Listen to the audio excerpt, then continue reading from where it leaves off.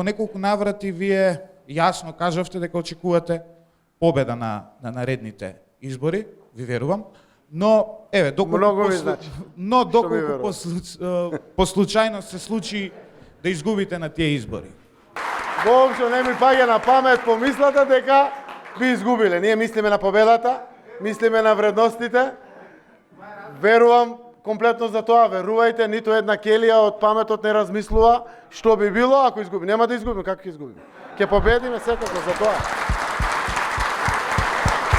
На крајот, ако вака хумор ставаме во прашањата и во одговорите, нели народот одлучува. Народот ќе ја донесе конечната одлука. Народот ми даде мандат, јас управував со нашата влада, на нашата земја, врвот во извршната власт, така да го кажем. И кога ми беше дадено тоа право, носев одлуки. И донесов одлуки. Денеска сме членка на НАТО, еве чекаме Европска унија, расте економијата, растат параметрите од сите аспекти, сега е наред народот.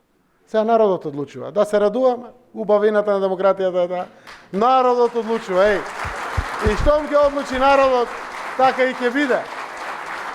Многу е важно, навистина, да имаме фер и демократски избори, слободно, како што е слободен секаде, слободно да изразат својата волја, тоа што носат во душата, тоа што мислат дека е најдобро за нивните деца, за нив и нивните семејства, за нашата нивна земја, така да се одлучат, тоа е најисправно.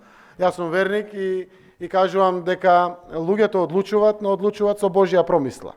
Заради тоа што на крајот, тоа што е скроено во душата и во градите на луѓето, и така е одлуката.